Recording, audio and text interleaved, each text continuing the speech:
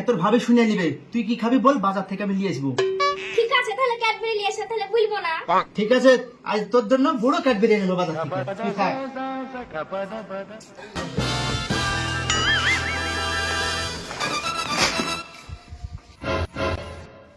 খাস কেমন লাগে দেখ, আমার পেছনে যেমন লাগে থাকবি, কি করে জ্বালাতে হয় আমিও জানি।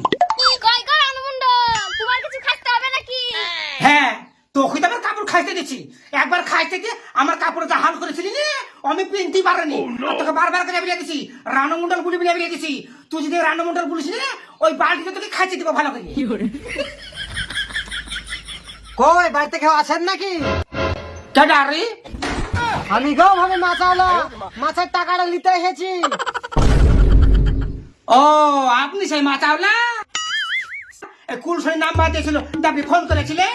আপনাদের অকুল স্বভাব বাড়িতে বসিয়া অন্যজনের পক্ষে ফোন করা।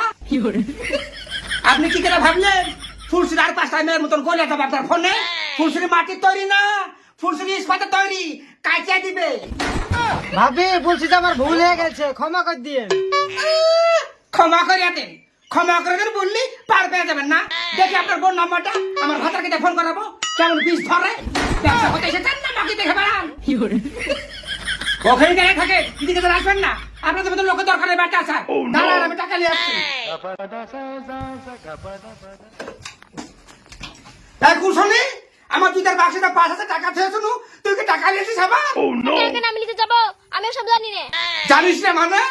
তোর ভাই তো টাকা নেয়নি। তোর ভাই যদি টাকা নিত আমাকে বলিনি তো, আমি দেখা দেওয়ার লেগে আমি কালকে টাকাটা করে দেবো। তাহলে টাকা আমার কে দিল? আল্লাহ গো, আমার দেখা দেওয়া হলো। আমি কত কষ্ট করে টাকা জেনে দিয়েছি, এই টাকা আমার কে দিল গো? এই টাকা আমার কে দিল? কই মুন্টু ভাই বাড়িতে আছেন নাকি? কেদারে আসলো আবার? কেদা তোমরা? আপনার স্বামী আমাদের কাছে টাকা ধার নিয়েছিল, দিব বলে এখনো দিছে না। তাই আজ বাদে আপনার বাড়িতে আসতে হলো।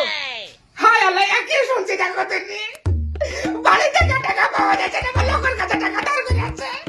একে মুন্ডের কাজ, আসুক বাড়িতে, আজ আমি দেখছি।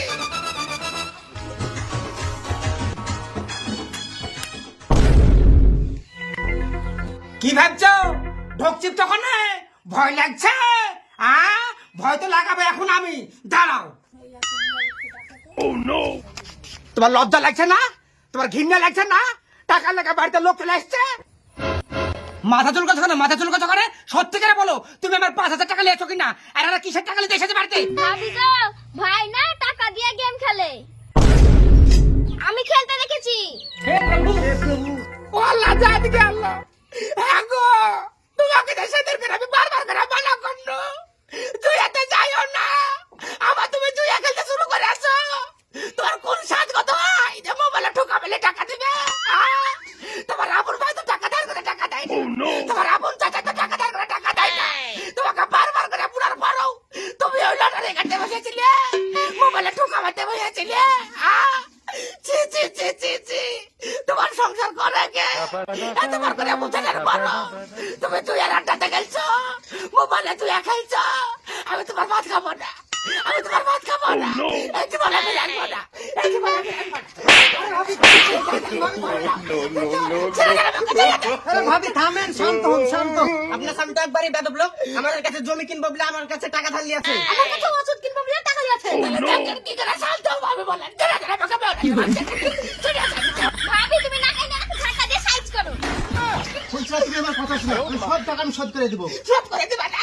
তুমি কি করে শোধ করবা? এই তুমি সাহস থেকে না পেলে ভাবি ছাড়েন, ভাবি সংসার করবা, তোমার সংসার ভাবি ছাড়েন গো।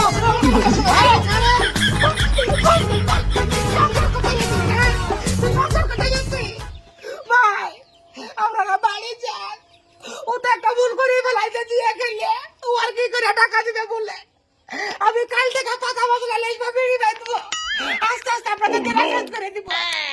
যা কপাল আছে হবে, তাই বলে আমি বাজার খেতে পারবো।